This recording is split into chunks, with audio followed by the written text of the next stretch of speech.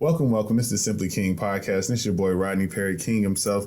And you just tuned into the Soulfully Conscious podcast for humans simply being humans.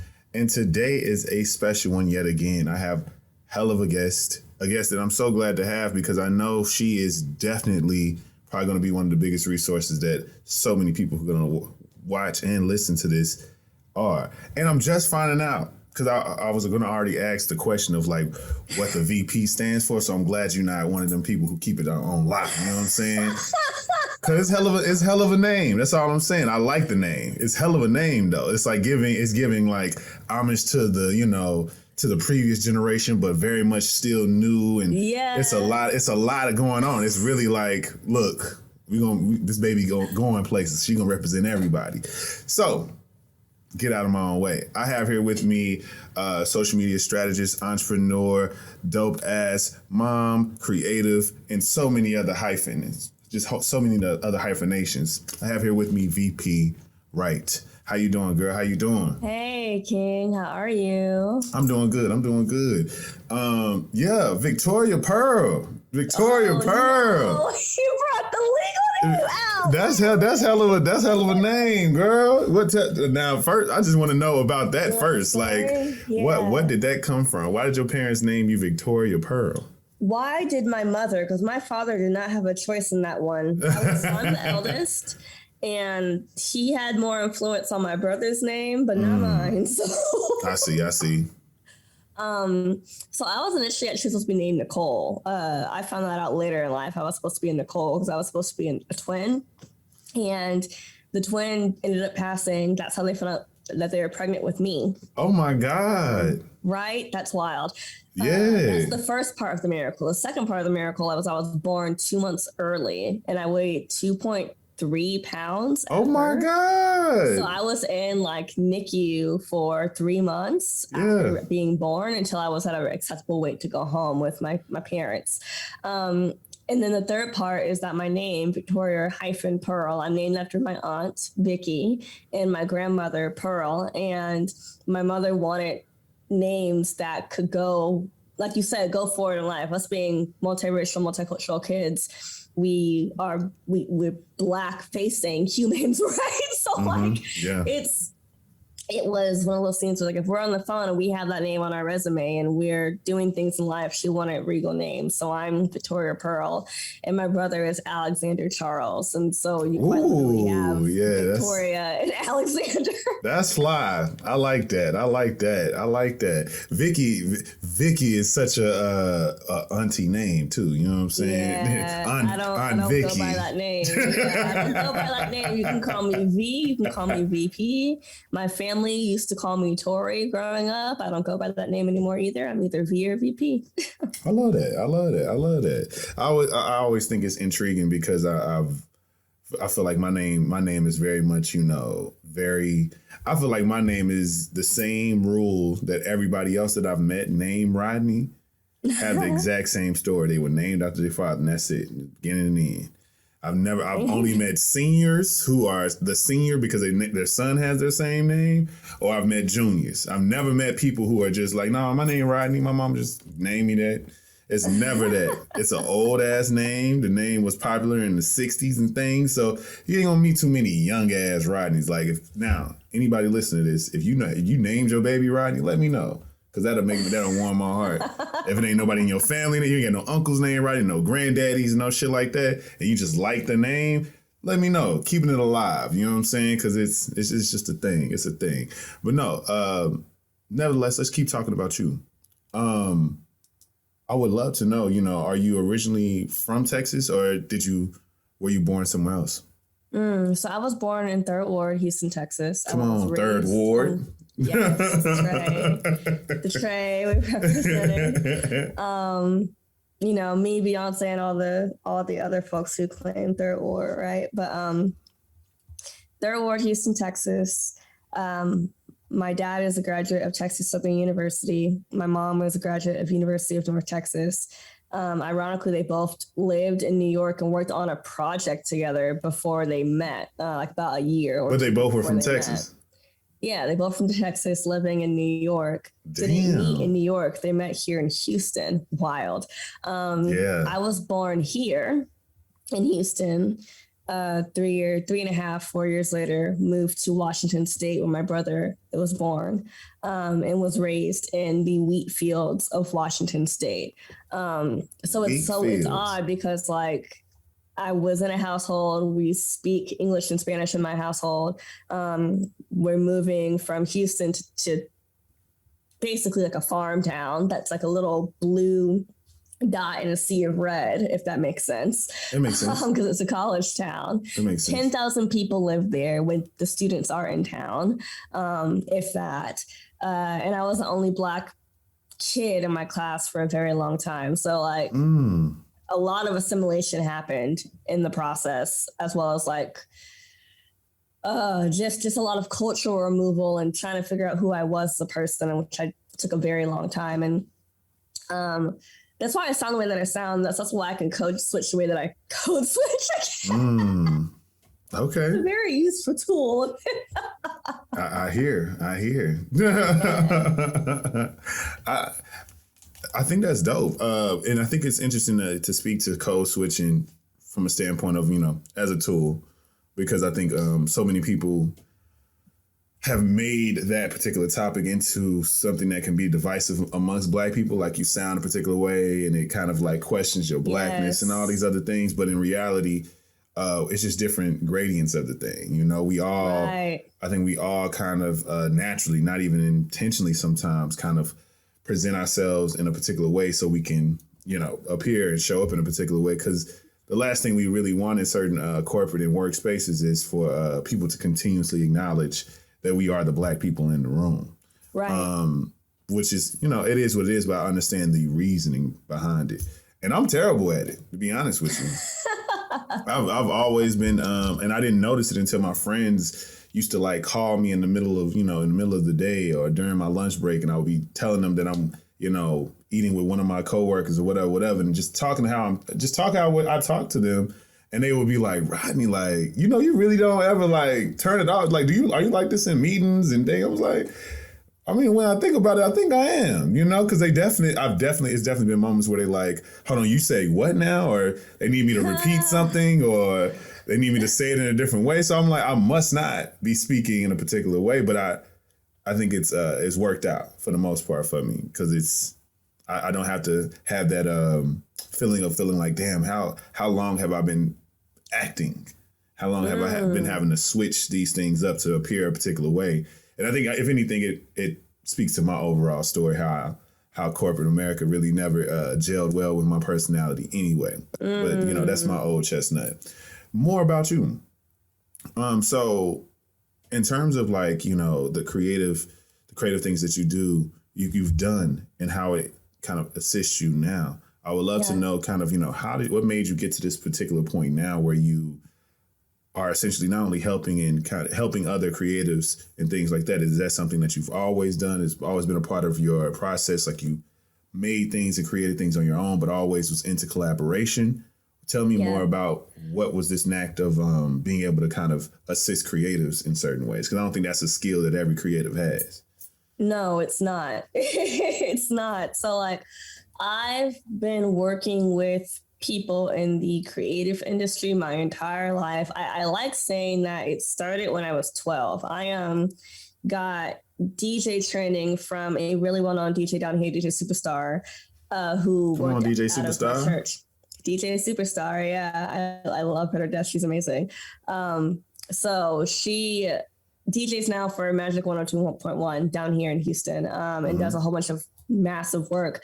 But back whenever I was 12, she was a DJ for my youth church. And I got with her and got lessons from her, and also started doing audio production, just learning via YouTube, which back then YouTube wasn't what it was back then. Whereas now it's just like 2007, 2008. So I started learning how to use GarageBand and various other tools via YouTube. And so I was teaching myself audio production and also learning from my dad, different composition and things like that. And simultaneously was also writing songs and writing poetry. doing a lot of dance. I'm classically trained. I've been dancing since I was 2 years old. Come on. Very active in sports. And then doing theater and choir. And acting and all of that. So I was doing all of that as a child growing up. And when I got into high school, I joined a community band called Caliente with the Diaz Music Institute down here. And they specialize in Cuban and Puerto Rican music. And so I was around nothing but Cuban and Puerto Rican people for 4 straight years, going and working with, oh my goodness, these huge influential salseros and massive grandfathers and grandmothers of salsa music here in the Americas. So we got to work with Sheila E. We got to work with, oh my goodness, sorry, he just passed away too. You're gonna have to edit this because now my brain is blanking because I'm nervous. We got to work with Roberto Rorena. We got to work with Johnny Pacheco. We got to work with Bobby Valentin. So many like massive humans. And like, I think the reason why I just got nervous now because those humans are gone. Yeah. And I think about being 15 and 16 years, 13, 14, 15, 16, being on stage with these people who back when my grandparents were coming up, like that's when they were making their impact on this planet as creative entrepreneurs, right? These are the same people that worked with Celia Cruz. So like it's like the pioneers. They working with the pioneers of a whole of Latin jazz. Yeah. And it blows my mind that like I got to share a stage with these people and have conversations with them. But then also that was the first time I was around other Afro-Latinos. And like being able to see that Latino looked different, like it could look like me, right? Yeah. And you know, that it really pushed me to get more community driven just because I was around a community band for so long doing those 4 years. I also danced for a salsa team during that time too. And so when I got to college, I kind of shifted away from creativity, not a whole lot, but just pivoted where it was being executed towards how I do things now. So that makes sense. When I was in college, I started running a dance company. I ran a dance company for 4 years, and we just worked with people who wanted to dance. So I literally was like, if you can't dance, we will come in and teach you. And we taught them everything: ballet, jazz, salsa, hip hop.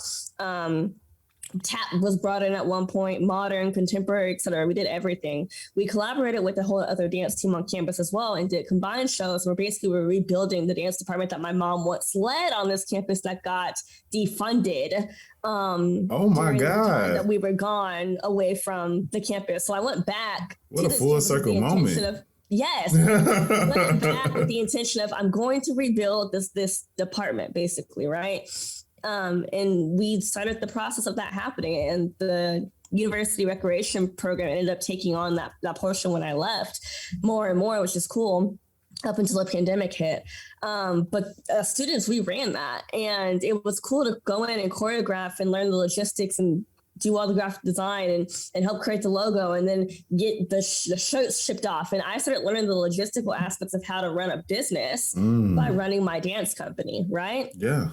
Simultaneously, I also took on positions as a resident advisor and got trained on how to interact with people. Little did I know is that's where the seed for coaching came from, right? Yeah. I was the director of Crimson Leadership VIP, which was a program I built from scratch, like from the ground, from an outline that my boss gave me, and built this year-long program for sophomore and junior students. And that's where the leadership development and curriculum building came from. And then also built out a 4-year program with my supervisor, who was also a student, and we built out this 4-year curriculum for folks who were going from the beginning program to the senior level program, right?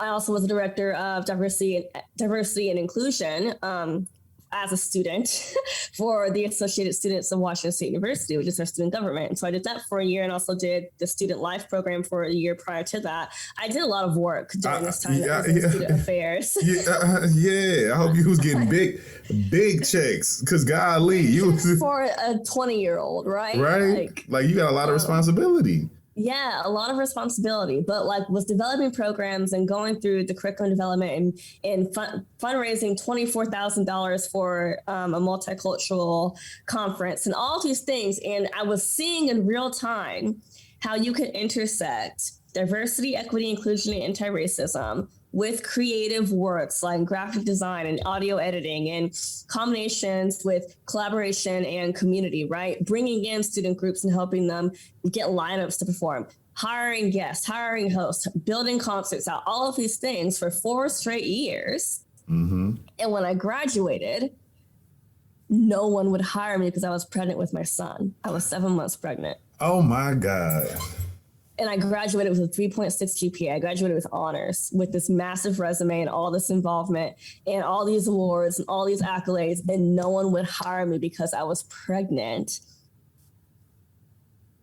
I did not think this is where you was going with this, VP. I did not think that's where this story was going, but continue. I am locked in. I was floored. I was depressed. And at this point, I'm married, I'm pregnant. I'm thinking I'm about to graduate college and find a really great job because I just worked my ass off for 4 years, right? Yeah. Also being Black and queer, like there's so many layers to this, right? But I had 7 leads for roles that would pay at least $60,000, right, a year. Yeah. So that's what was my goal, is to find a position in that place. And no one would hire me because the exact same thing was over and over again. We love you, but your due date is too close to the start date. Your due date is too close to the start date. Really? And so I didn't get hired. And I was in a situation where it's like, we have my savings I kind of have, but my now ex-husband and I, husband at the time, were going through it financially because we were 22 and trying to start a family and married and moved back down here to Houston, which I did not want to do. And I was supposed to go to grad school. I couldn't afford to do that. I was going to go to Seattle University to get my graduate degree in higher education. Couldn't do it. So we came back down here and moved in with my mom. And then we lost my house. We lost our home in Harvey 3 weeks later. We came home from Washington State after driving down there in a 3-day drive. And I was 8 months pregnant at that point. 4 days later, after arriving here, I gave birth to my son, who was a week early. And then 3 weeks after that, we lost our house in Harvey. Oh my God. Where the book at? Where's the book? Oh my God, VP. Lost the house in Harvey. We were homeless for that point for 8 months and staying with a family member of my ex-husband's. And during that time, literally week 8 of my son turning 8 weeks old, I was so depressed and I felt like I lost my identity because I got thrown into so many things with no help, had postpartum depression, all of these things. And imagine. My son turned, it was bad. My son turned 8 weeks old and I said, I'm going to find a job. During that 8th week was the first time we went out somewhere because I felt comfortable because my son was doing well. And I felt okay to leave him for a few hours. And I walked into Cafeza, which was this coffee shop and music venue that hosted an open mic that a nonprofit writer's block, my ex-husband and I volunteered for. Okay.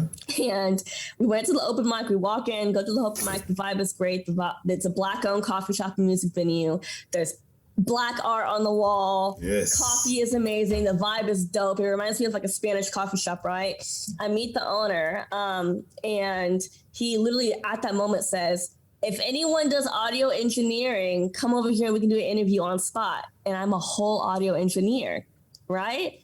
So I just walked over, I killed my interview, I got hired.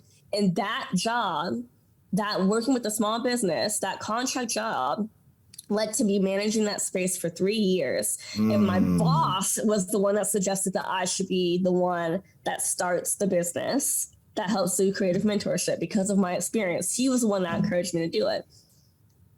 That's where it started. That's where all of that started. I love that this is paying off. This story is not because this would have been too much. I would have had to hold on. You all right? Let's where is this going? Because I am not about to record. I am not about to record Tyler Perry the podcast because this is so much. And kudos for you for standing tall, still persevering. And I think so much, these days we always speak to, the strength of Black women and all these different things and how it's so much y'all shouldn't have to go through. But it still has to be applauded when you do make it through certain things. Because golly, I can't only imagine. Damn, girl. This is a story. The start part, I know. This is a story though. Golly. People tell me that all the time. They're like, okay, so where's the book or where's the miniseries? We need. This is potent. This is potent. You hear me? It's a lot going on, but it's a lot going on in a good way. Like it's very inspiring, and it's a situation of like speaking to how the world really feels. Yeah. About particular people, and how you can work so hard and do so much and do so many of the right things, and that still feel like that's not enough, or they hold choices and decisions that aren't even honestly even bad decisions against you because they have a particular connotation to them, because they might not serve them in some way, shape, or form. It's trash. It's truly trash. Bias is powerful. Hell yeah. When you combine bias with power, that level of repression, oh my God. Oh man. That's a trip. That is such a trip. I'm almost, let me get back to my outline. Where was I? I'm so sorry. You asked, who is VP? VP gives you the first of like 6 chapters, and it's like, here's what we got here. I mean, it's a good, you still gave me a good segue. I'm good. I think I'm pretty decent at this point. Oh, sorry. So, no, you're fine. But it's just like, damn, when you break it down like that, when you break it down in full and in detail, it really does intrigue you on just the person that you are, But let's tap into, just the aspect of, kind of where you are now and what's, and a lot of the things that you're doing, because you mentioned to me in the pre-interview how basically kind of just, kind of had this moment where you were like, let me get serious about, your digital presence and all these various things. And you made it your business to figure this shit out. Yeah. In terms of especially just, how to utilize social media to build community, to, actually create a business where social media is a really heavy aspect to that in a really, really true, thoughtful, and helpful way. Tell me about what was it that kind of, sparked that idea for you to lead into the business and allow for social media to be a big part of the strategy for you to retain and retain all of the different, different things that you really need for that business. Yeah. So I think something to note with social media, for one, is that social media is the most freest, useful tool you can use to build community. It is the most powerful tool, and it's also the most toxic. It's talk about it.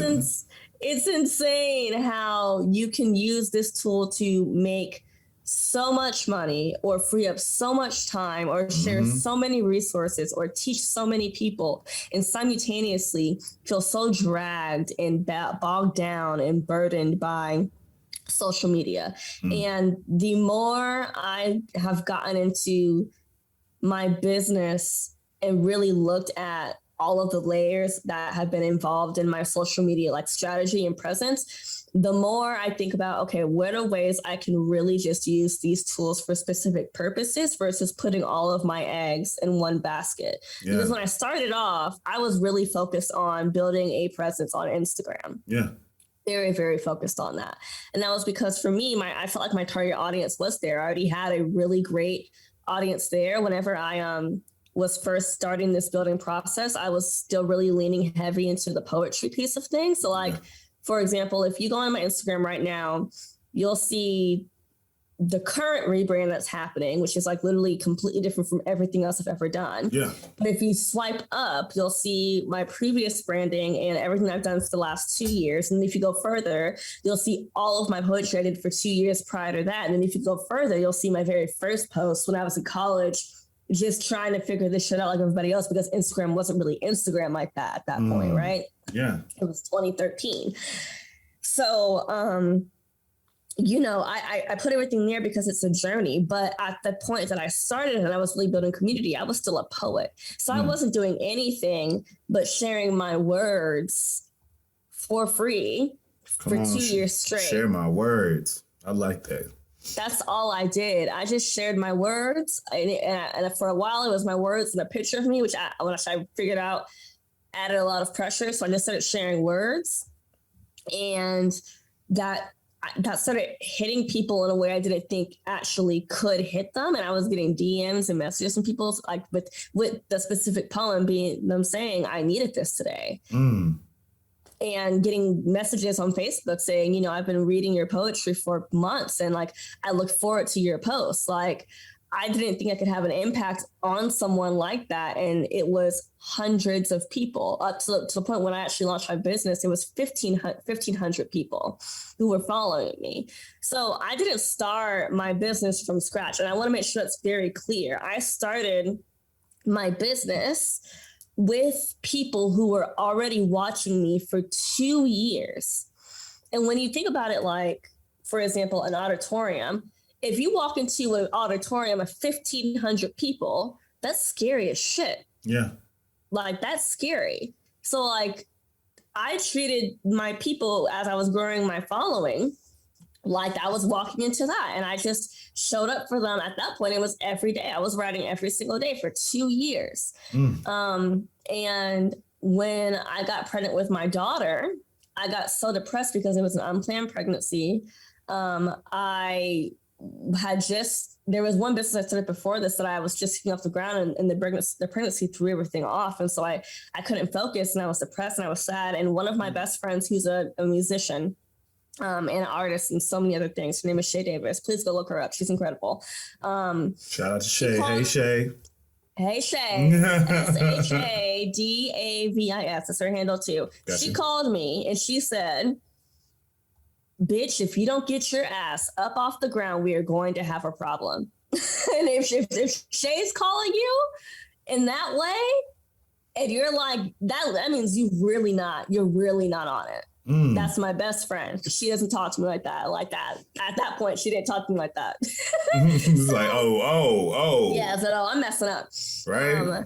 But that's good. So, shout out to Shay for being a friend, Yes, I keep people around me who hold me accountable because I need to be held accountable. Yeah. And like I needed to get out of that funk. And she literally just talked to me and brought me out of that funk. And so we announced my pregnancy like 5 months after. 5 months after I had been pregnant at that point. And I started showing up again and talking about just like the heaviness that has come through it. Because I still was struggling with postpartum depression from my first pregnancy. My kids are 18 months apart, really heavy. Yeah. And was talking about it again. And after I had my daughter, I felt this just overwhelming feeling to write to my old self. Like there were so many things I wanted to tell like 17-year-old me, right? And so I did. I was writing the book and I wrote it in 2 days. I published it in 2 weeks on Amazon Prime. And I let my folks know on Instagram. I was like, hey, I'm doing this. I don't think I'm going to do a launch party. I'm just going to put it out. And the first month, it sold 8 copies. It's just, that was it. It was 8 copies, right? Yeah. But the more that I posted about it and talked about it and shared about it, the more traction it got. And by that month that we actually did the launch for it, it had sold 500 copies, which most books do not do that. Most books do not sell 500 copies at that, right? And so I'm like, okay, cool. This is a whole process that really worked out. And during that summer that I was launching this book, I had hired a business coach because I realized that my job that I absolutely loved wasn't going to be my sole level of income if I was going to be the person that was providing a majority of the income for my family. And I've always have been. I kind of leaned and realized that I was going to be a breadwinner. So I've leaned into that heavily. And so I hired a business coach who aligned to my values. I got on an extended payment plan and she helped me through it. And she helped me figure out the strategy piece of what I wanted for myself. I knew I wanted something community driven. I knew I wanted something that was really tailored towards more folks of color or assisting people of color, right? I knew I wanted something that I could be myself on. And even if I felt like I would strayed away from that because, like I said, social media can be toxic, and if you fall into the loops of things, exactly. It can be hard to just cycle out of that and dive into your own space, right? So like, I explored, and I've been exploring for now 3 years of building this business using my social media platforms, and now being present on other social media platforms and having a YouTube, and people follow me on YouTube, which is weird because I get random follows now there or subscribers from videos I've done now 2 years ago because they're still relevant and they're evergreen, right? Exactly. I have the podcast, and my podcast is 3 years old and people still listen to it on a regular basis. Now I'm going to start doing new episodes on there. I just recorded an episode for that with a friend of mine earlier today. There's ways to create and use social media to grow, but simultaneously, you don't want to put all of your eggs into your social media. You really have to lean into what does a marketing strategy and a content strategy that works for me actually look like. It's not going to be posting every single day. Some folks can do that. Me, I have 2 kids that are about to be under the age of 5. One of them starts kindergarten in the fall. Do I look like I'm about to post every single day? Hell no. I'm not about to post every single day. If I'm posting, it's about to be something that's valuable and it's going to get me paid, which right now it's Reels. Reels and Reels bonuses will get me paid. So that's what I will focus on.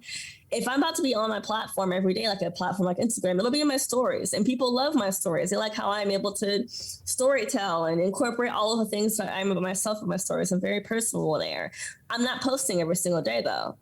Yeah. That doesn't make sense for me. I'm not going to do 3 times a day. It doesn't make sense for me. Exactly. I will do what's consistent for me though, and I'll communicate that as effectively as I can with my community. And I've built a community of 7,500 people now. It's organic. It's not paid ads. It's anything else. It's just people who I know. I've talked to almost every single person that follows me, which is wild. That's wild to me.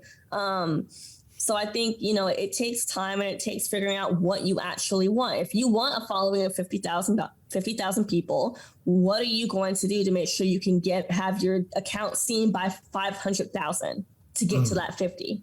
Because you need 20%. You want 20%, right? Yeah. How do you get that virality? What does that look like? Where does your target audience actually exist on? It may not be Instagram. It might be TikTok.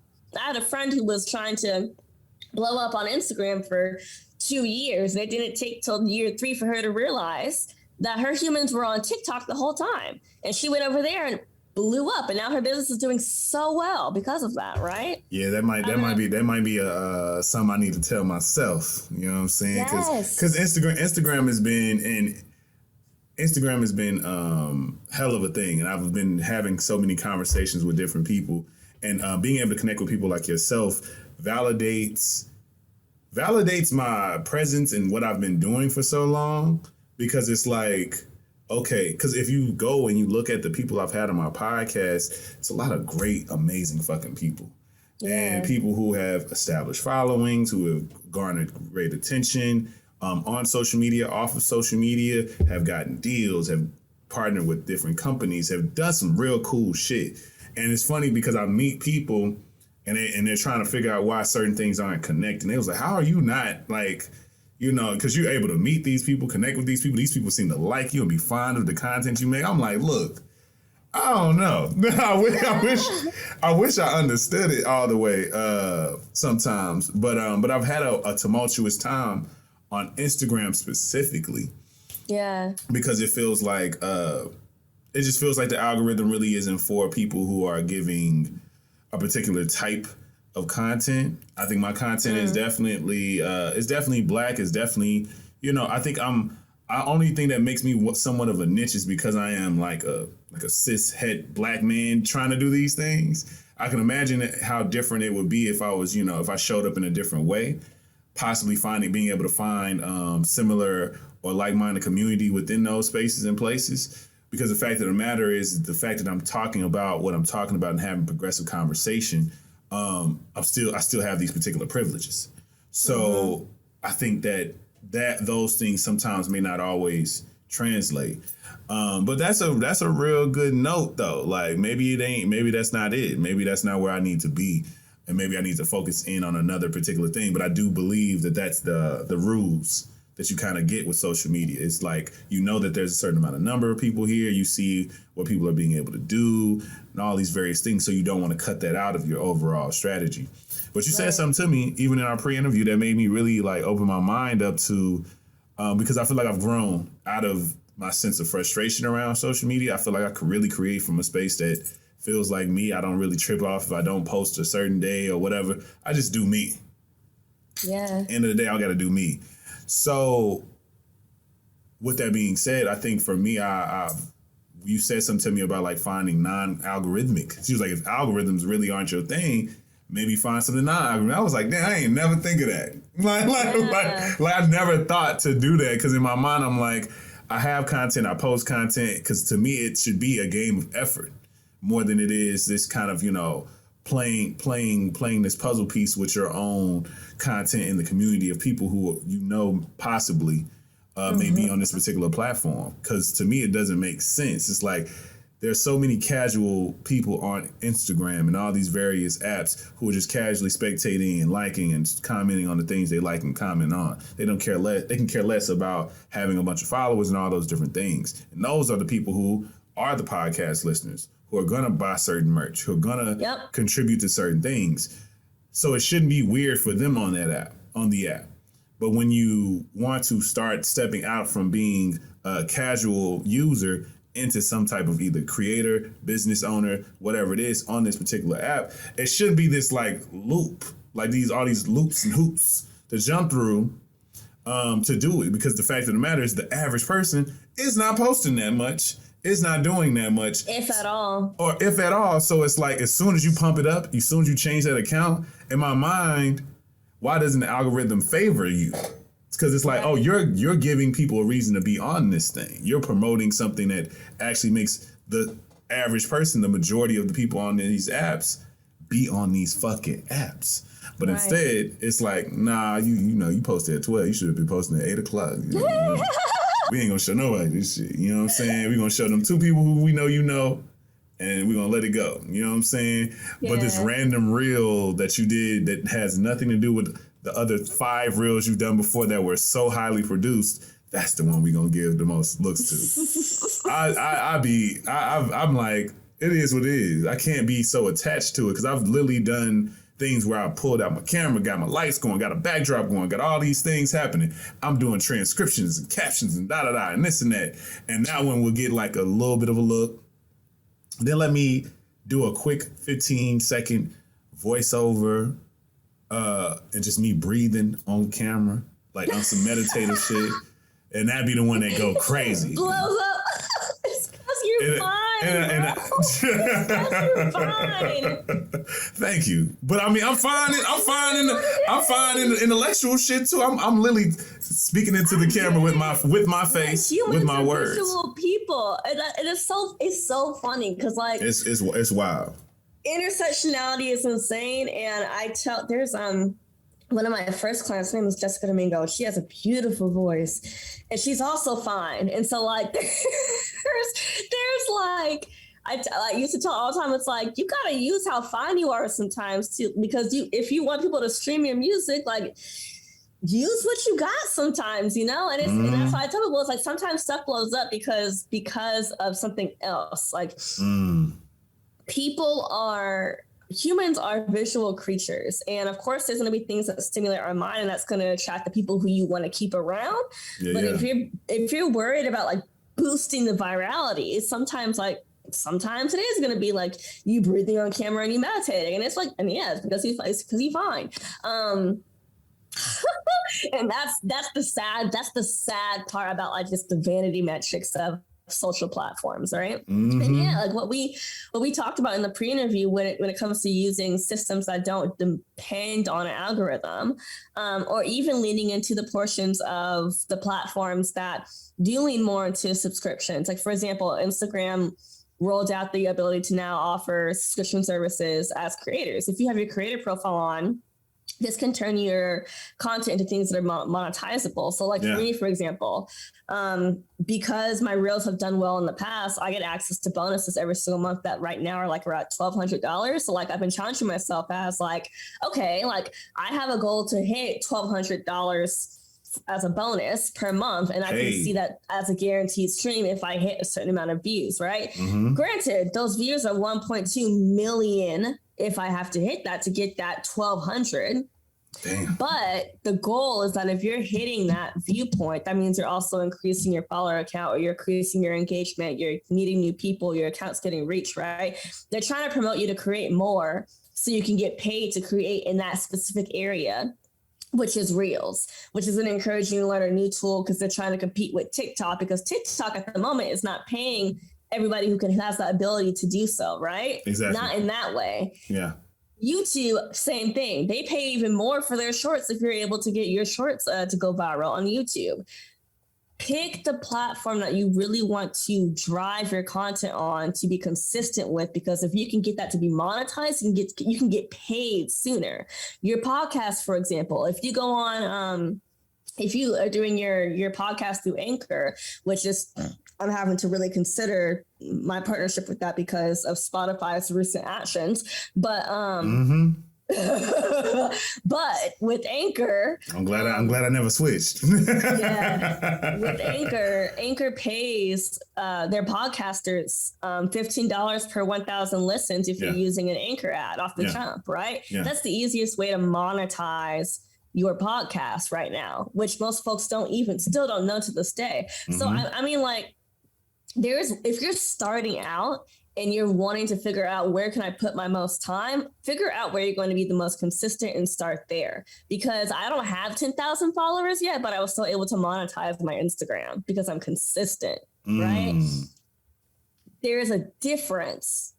And if you're able to use your tools as well as get into the Instagram help account, go to the help section and say, hey, I don't have access to these features. You will get access to those features. You have to ask for help, quite literally. If you're a creator and you don't have the monetization features and you're posting content consistently, put in a request. Let Instagram know, because they will reward you for that. You will get that through eventually. If you've been trying to get your account verified, every 90 days you have an opportunity to do it. Do it, especially if you're getting press on your account, right? If you're getting press in your name, if you're a public-facing brand, find the things that are going to work out for you. Because yes, it's hard, but if you're consistent and you're putting work out, you can make it happen.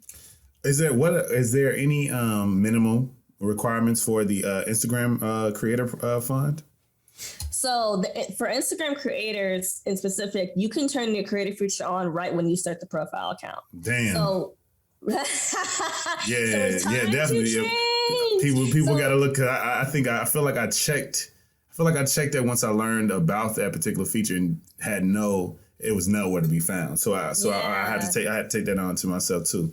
Yeah. So I mean, back when we started, there was no creator account, right? The creator account feature was just added on a year and a half ago. Yeah. So, we were dealing with, you either had a personal account or a business account. Now they have the creator feature because so many people during the pandemic were creating content and are becoming content creators and now live in these creator houses, right? There's a whole industry that got created literally in the last 5 years that got accelerated from the pandemic that now exists, and people can get paid for just for creating their content in whatever niche they have, right? Yeah. So when you start your account, specifically on Instagram, you can make a creator account from the jump and start. The actual minimums around what you have to hit, that I don't know. I do know that like typically it's around that 10,000 reach is where you have that monetization area. However, I done did that.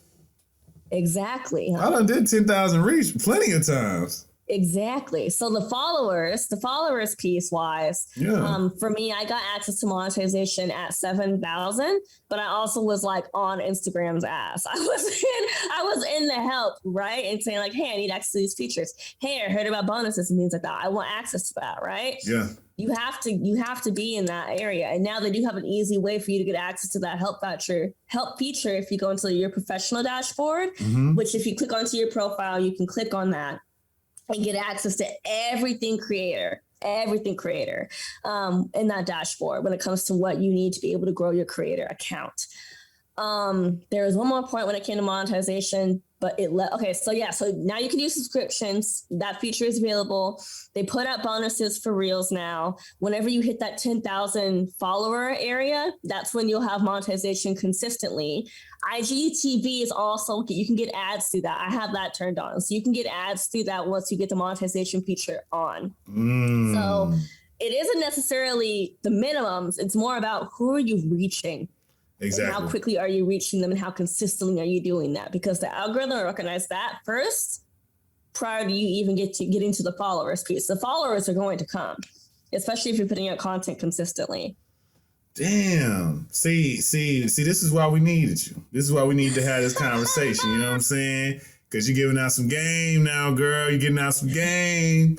The best thing about this whole pandemic, y'all, is that more and more people are really focusing on micro influencers, micro creators. Truly. You can have a whole lot of influence on 10,000 people if you have a platform of 10,000 people who are following your every single move, right? Yes.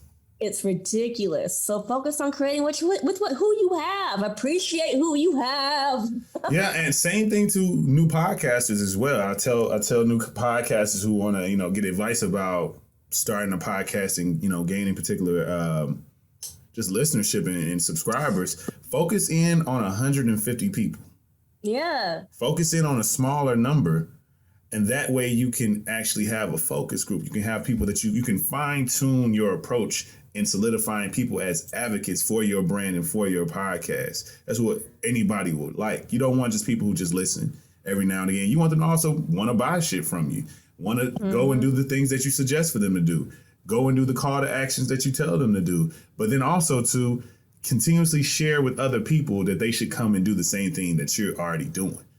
That's real advocacy where the episode don't even got to come out. It's like, oh, the people like myself and so many other people I know, and for the folks who listen to my podcast, where they come and they retell me stories of them bringing me up to other people about something that they said in conversation and something that I said on the episode of whenever it happened, that whatever I said was the best response to whatever this conversation was. And that's all every podcaster would love. If you keep bringing us up without us having to remind you to, only gaining more and more and more influence around everybody's everyday life, no matter what it is, no matter what the topic is. Because if you have whatever niche, it's going to work for whoever it works for. But focus in. Don't think about having this meteoric splash where it's like as soon as you come out, you need to be on the news and noteworthy page on Apple Podcasts. You need to be ranking top on everything. You need to be ranking top in your categories and so on and so on and so forth. That's the only way you can really measure success. That's not how shit works. Trust me, there are plenty of other major podcasts that have all the resources in the world, have a large network backing, have all these signing bonuses and all this stuff, have a billboard in Madison, and often like Madison Square Garden and Times Square and all these different things. And their podcast lasts a year.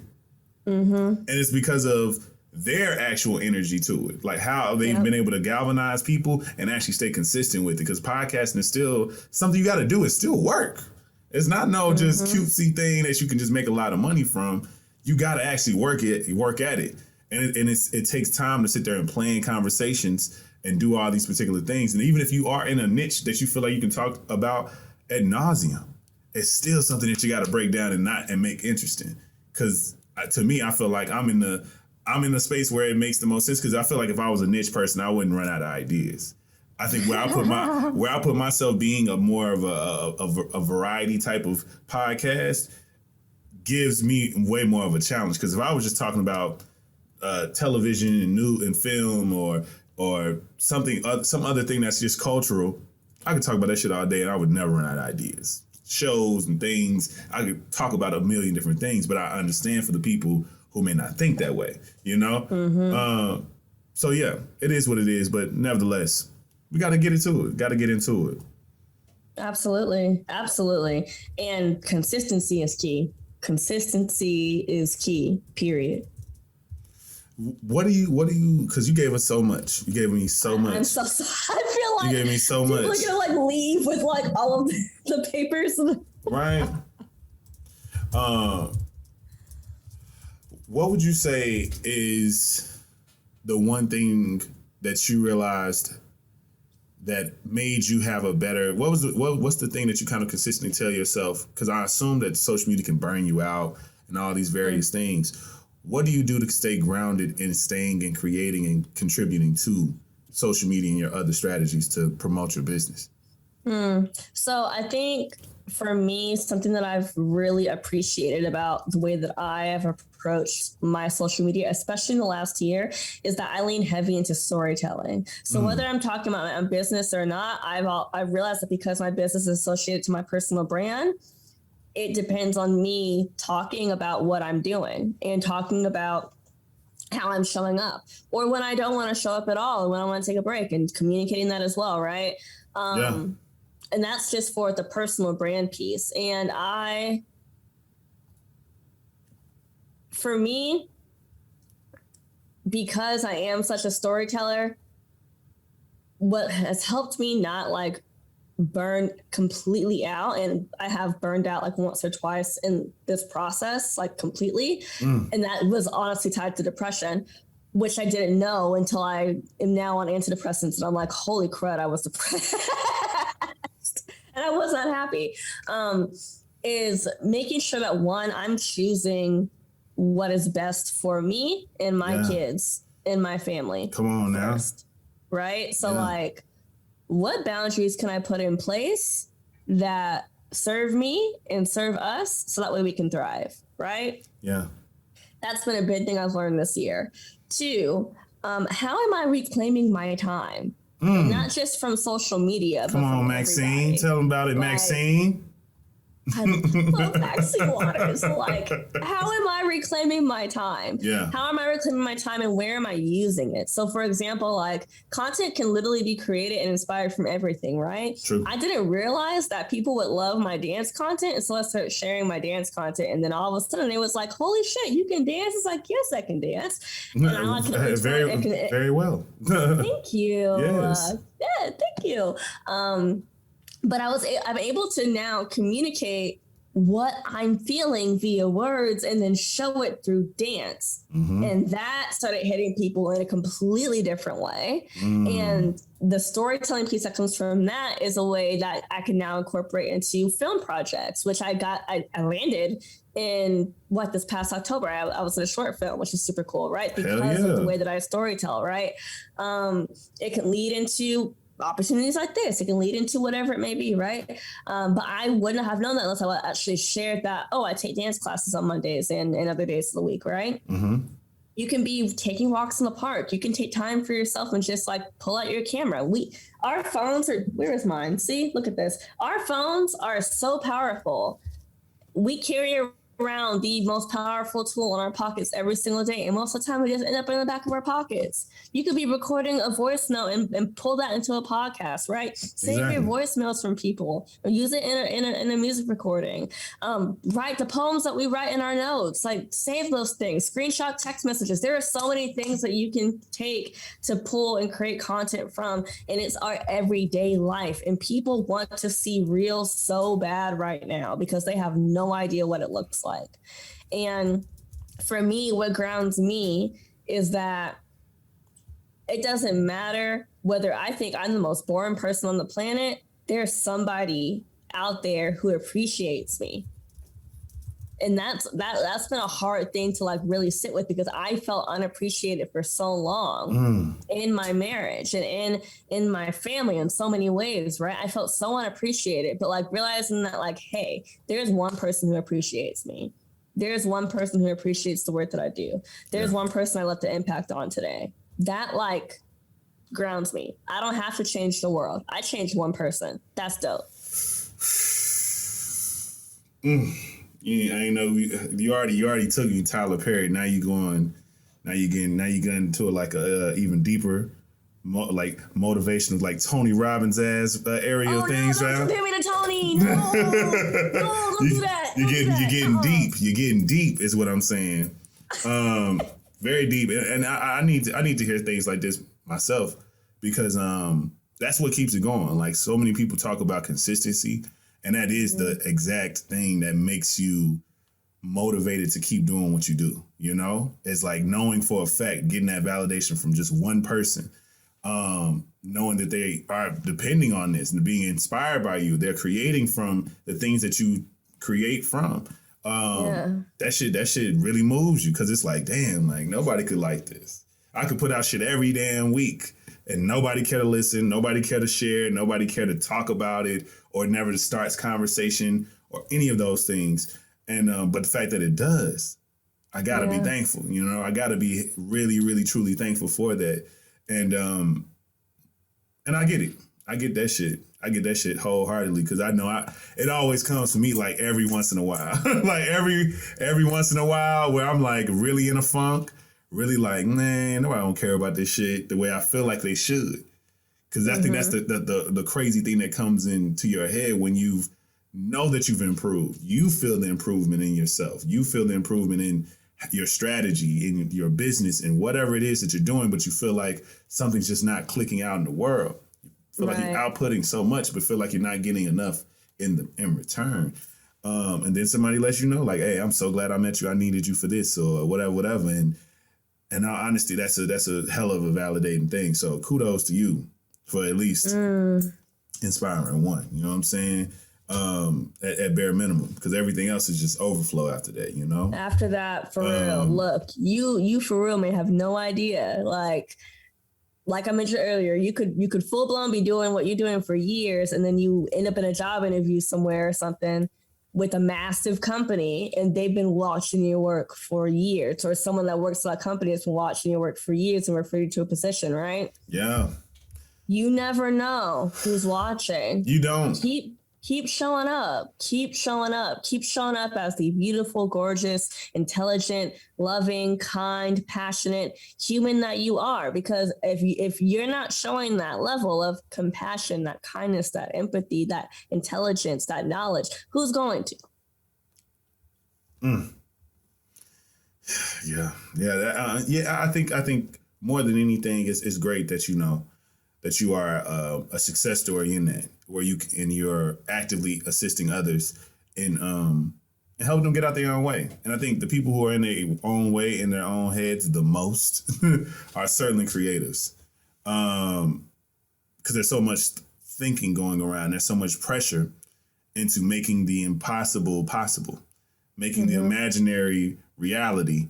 And so I've always been able to understand and have true space and make space, not only from being a creative myself, but I feel like being a creative with a particular skill. Because I feel like I can speak both languages, and I think you do too, in terms of understanding business, but also understanding, you know, why creatives are motivated the way they're motivated, and why it seems unconventional at times for people. You know, I had to learn a really large lesson from, you know, in college, just trying my best to like get people who had creative skills paid. I'm like, look, I'll be the mouthpiece, and I'm gonna figure out ways for you to, you know, be able to do this design work, be able to do this, be able to do that. And I was working it. I'm talking to people, I'm pitching them to all these different types of folks, and they are not coming through with these deadlines. They are not coming through with all these things. I'm like, I'm getting you money. I'm getting you paid out here. How are you not doing the things? And then you realize, like, well, they're not motivated by money. They're really, truly not. They're motivated by doing the best thing they can do that fulfills them. Fulfillment is the biggest thing. Like, how can I get a better paintbrush? How can I use a better technique for software? How can I get a better system to be able to create even broader, even bigger, even grander things? You know, new fabrics, new stitching techniques, whatever your, you know, creative form is, you want to find a way to be fulfilled in those things. I know for me, if it was up to me, the way that my whole situation would be crazy different. You know what I'm saying? I have lights hanging in this motherfucker. I'll be able to push buttons and make shit swing around, and mics coming from every which direction. Got sounds and horns and buzzers and all types of shit. You know what I'm saying? I can quickly pull up something, music coming in. I could probably make a little taste of music just so I can do my own thing. So I be hating having to rip so much like royalty free music. My podcast intro, I made it, so I get that. You know what I'm saying? So I'm like, yeah. It would be so different if there were no barriers and you could just be as creative as you want to be. And somebody was like, look, give me a list of what you need and I'll go get it. That's what motivate a lot of creatives a lot more. But I also understand the business side of things. I know how to like bring things out of the clouds and bring them to the ground and be like, hey, I understand you wanted a giraffe, but how about this? We can get a horse. Like we can get a horse though. Horse is kind of cheap. Giraffes not. Horses though. Okay. That's a good, good common ground. But to each his own. To each his own. Absolutely. Let me get back to the outline. You taking this all over. I like it though. You taking this all over the place, and I love it. No, I love it. That's how I like it, because I feel like it's still in line of what I needed it to be. I would say the last two things is one thing is there's a lot of offline work that happens. Oh yeah. There's a lot of things that happen under behind the scenes that people don't see, that people don't understand. And I really want people to not because I feel like very often people speak to the end result or how they started. It was like, I was a lowly 9-to-5 desk worker, and then I started, and I just had the thing to change, and now here I am. I own $1 million business. I do this, I do that, and I can help you. That bullshit. It's like, no, people really need to know the in-between. People need to really understand there needs to be way more emphasis on process than just the duration and the beginning and the end, to attract people to what it is. I understand that's probably the best hook. But in reality, once people start getting into it and realizing like, hold on, this is going to take me how long? It's going to be, I got to do what now? Instead, you can package that differently, package the process differently. Because the reality of it is we're in the aspect of transition and in process longer than we are at the beginning and the end. We're truly in process way longer than both of those stages. And even when you get to the end, that may be your new beginning to a whole new phase. So it's kind of like you're always in transition. You always are in process. You always are progressing out of one thing and progressing into a new thing, going from, student such and such to now student, mother, business owner, trying to find, out here in the world, to continuously just adding on new roles, new hats that you as your life and you as a professional person are wearing. And that's literally starting a whole new journey simultaneously while you're in the midst of a whole nother one. And those things change and transform, and the maturation of those things are really crazy, But I want to know, what are some of the things that you feel like you do that offline that have truly helped you put yourself in a position to continuously being ready for the opportunities that kind of come in front of you? So this is I love this question, because I was thinking about, for example, how you were saying, even endings can be new beginnings, right? My next book is my second poetry book. It's my first full collection. It's quite literally called This Book Doesn't Have a Happy Ending, because it's about divorce and divorce during quarantine, right? And when I started my divorce process last year, I'm going to get to your question, I promise. This is going to lead to me. No, I love a tangent. Go crazy. When I started my divorce process last year, I had a realization that I wasn't happy. I loved my business, but my business could not survive the way that it was because it was taking so much time away from my family and I. I was depressed. I feel like unfulfilled in a lot of different ways. Even though on the outside looking in, it looks successful. It looks like 6-figure business. It looks like pulled stuff out of homelessness. It looks like all these things, right? Internally, though, I'm having to hold all this stuff together, wearing all the hats, being mom, being business owner, being sole breadwinner, being all these things, right? And then on top of that, it's like, well, shoot, like my love life is actually failing right now. And I could have done better in so many other ways to make sure that things didn't fall apart. And I didn't. And I have to own that. And so a lot of the offline work for me has involved quite literally looking at, where did I go wrong? what did I fuck up at? What can I own better? Where can I apologize?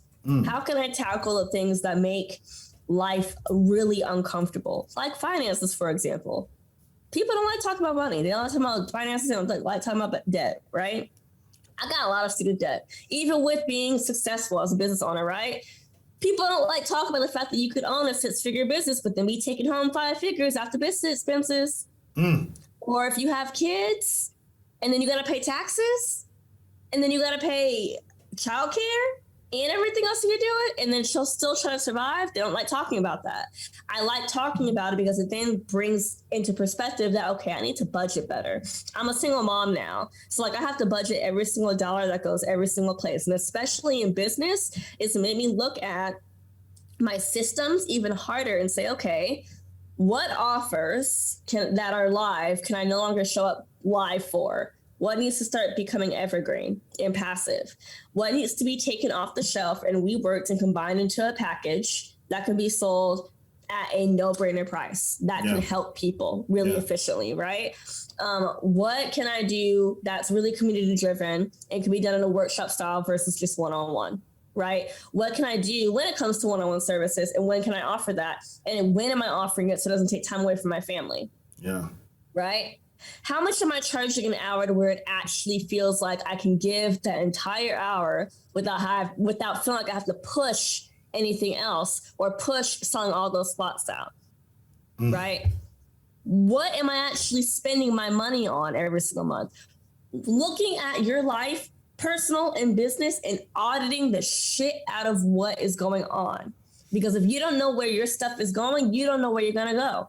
Period. You don't know where you're going at all, honey. And I swear to you, the last year for myself, I've had to look at everything. I've had to do the biggest deep dive of every single aspect of my life and look at my marriage, my family, my health, my wealth, my journey, my business, my education, my career, and say, okay, what is not serving me and what do I need to get rid of and how can I be better? Because my kids can't see me like this. Right. My kids have saw me on my couch, depressed. And I'm supposed to be successful, right? This isn't success. This is dread. No, we're not going to do life like that. So you have to take the behind the scenes time to actually audit what systems you're using. Some suggestions.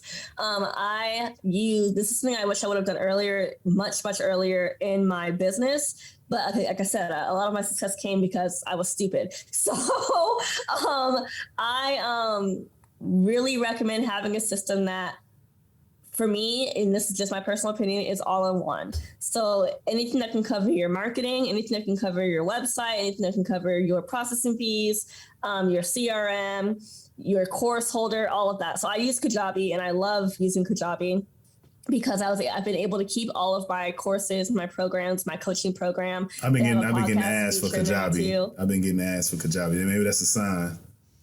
I got codes. In fact, on 222, they have a 60-day code coming out. And I don't know when this is coming out. I probably shouldn't have said that out loud. But they have a code for 60 days coming out that I will send you. And it opens up on the 22nd of February. So I'll send that to you. Okay. 60 days free. You can test it out. Okay. Yeah, I'm going to definitely do that. Yeah. Because I got a handful of things that I'm thinking to package up.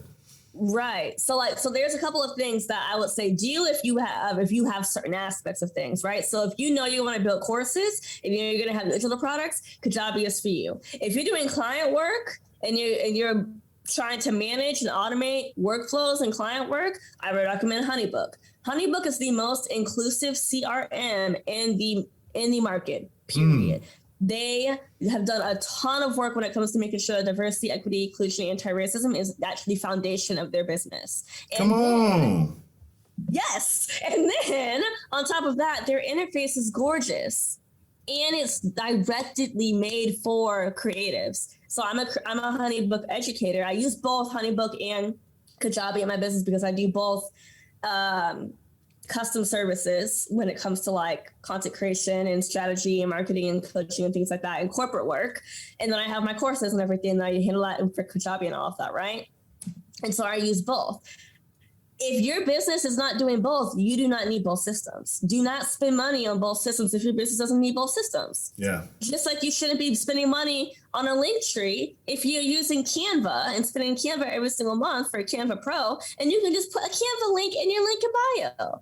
Just like you shouldn't be giving MailChimp any money because that MailChimp is whack. Like there's so many options when it comes to systems that you use. And so and this is another step that's going to take a lot of time.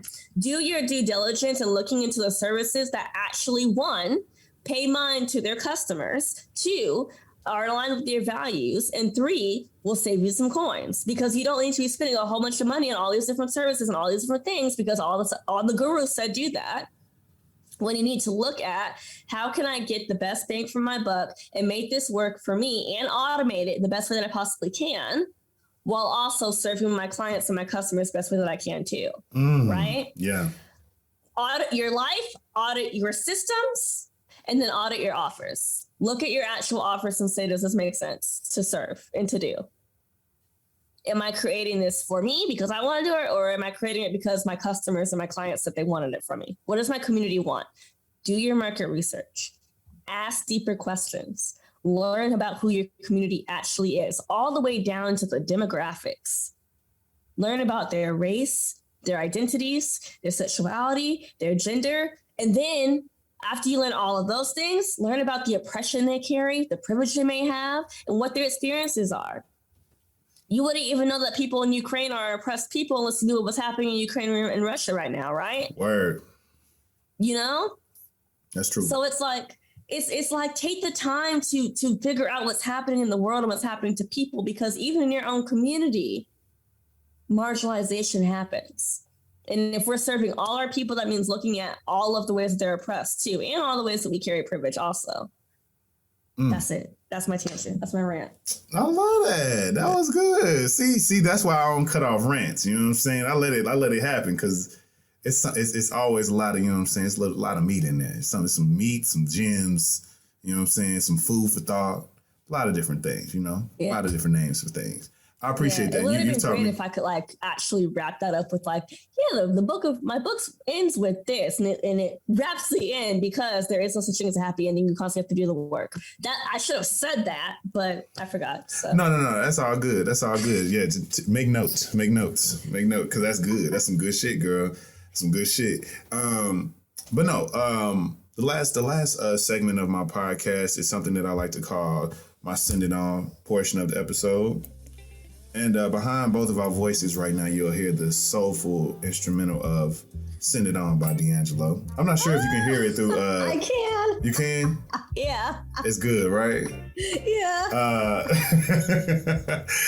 It still makes me chuckle too. It's been years. Nevertheless, it's my call to action segment.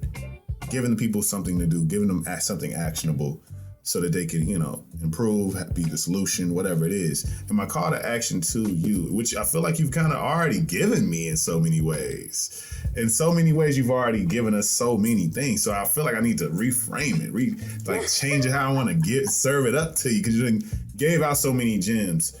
What would you say out of all the things you haven't, think about the one thing that you haven't said that's truly a best practice for creatives, for business owners, as it pertains to your online presence? Oh my God. As it pertains to your online presence? Mm-hmm. You said a lot, so I get it. I know. That's why I'm like, I feel like I said so much already. You did. Because if it just pertains just to in general, please have multiple income streams. Oh my God. Okay, that's good. I think that's decent. I think you said it, but that's a good one to throw back on. Yeah, I know that, and I don't think that has anything to do with online presence per se, but it more just has a best practice in general. When I look at the 3 years that I've been in this facet of business, I've been doing online business and levels of business at this point for 6 now, right? So,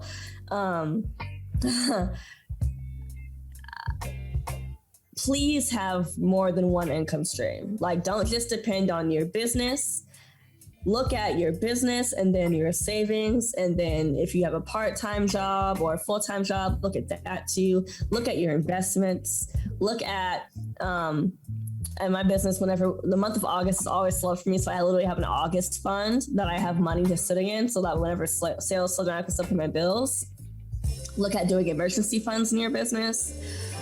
Look at, oh my goodness, ways you can build more passive income. Mm-hmm. Look at ways you can showcase yourself. That's the online presence piece that shows that you can speak, that you can communicate your words, because whether it's written or verbal, people want to hear your story. Word. Right? Word. And you're reading me now. I might need to hush you up. You're reading me. People want to hear your story. They want to hear your story. Yeah. You can be a mystery all you want, but they want to hear your story. They want to know about you. You can't hide behind, you don't hide behind a camera at all, but like, they want to know more about you. And I know I mentioned this earlier, but like storytelling for me has been the biggest piece of success because people feel like they know me and it builds trust. Yeah.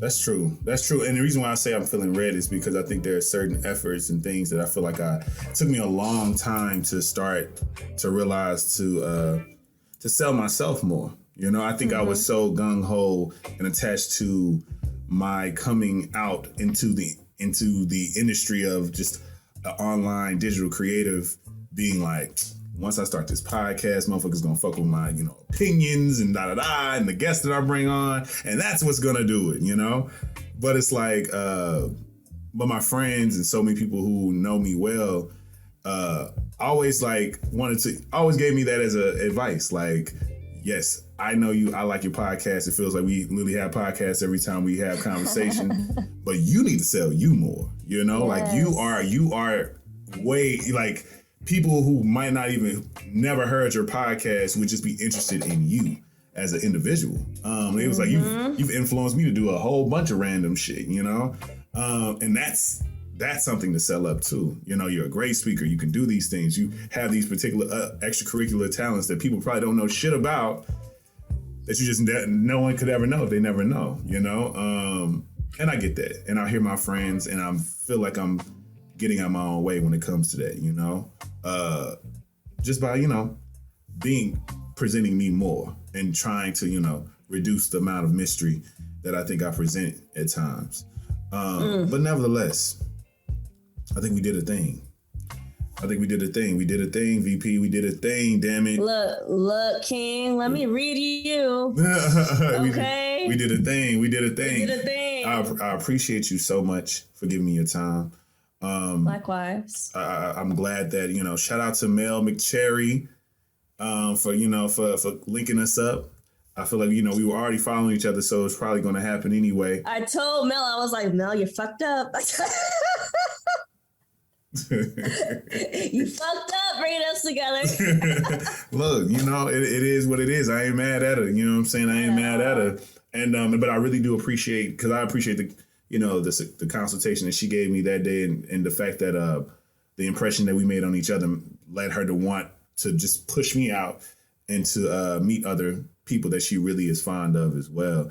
I love that, and I can't wait for her to see this and be proud to see like what continuously networking and pushing and utilizing your network in a very active sense is something it's something that we all can do more of, because that's how you really create an ecosystem. Shouldn't ever be a reason why you feel like you don't have what you need if you're not actively out here increasing and making your network valuable. It's like, you need a guy for that, you need a woman for that, you need a person for this.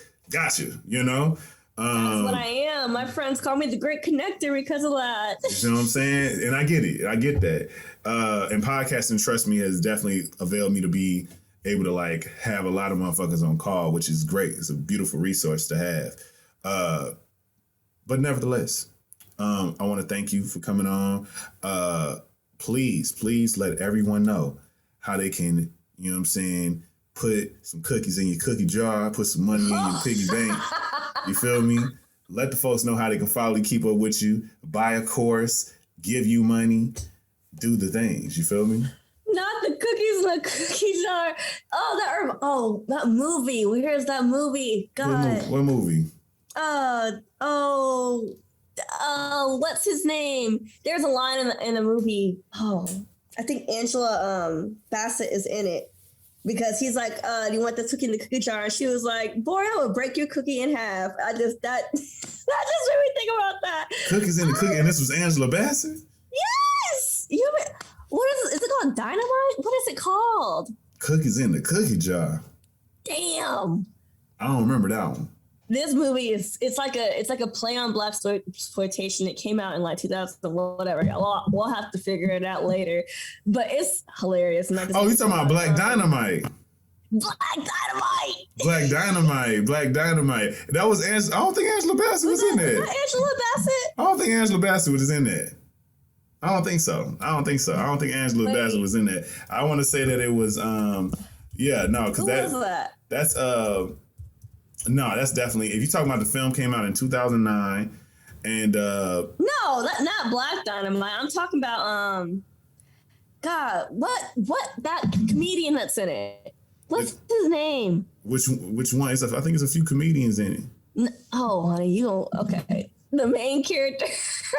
I'm just saying, the main character is Black Dynamite. It was Michael Jai White. It's not Cat Williams. Damn. Hold on. I'm confused. Oh, are you talking about Boondocks, maybe? No, honey. I don't know. You said cookies in the cookie jar. Yes. I would break you in half. Yes. I break your cookie in half. Oh my God. Break your cookie in half. I couldn't believe you said that because he was trying to hit on her. Was it Black Dynamite or am I all the way off? It's not Black Dynamite. See, I don't know. So what else is the movie about? I can probably figure it out. He's a spy. He's a super spy. A super and spy. And they hire him to go undercover with these white people. Oh, you talking about Undercover Brother? And it was not Angela Bassett. Shout out to Ajanou Ellis. Yes, thank you. Yes, Sister Girl was her. Yes. Shout out to her. That came out in 2002. Ajanou Ellis, and I believe she just got her first Oscar nomination. Yeah. So shout out to her for playing Venus Rita's mother. Yes. She did a hell of a job. She read the shit out of him. It was good. Woo. It was good. She's been amazing. She always kills. It's a million bad movies she's been in where she's the only good thing in it.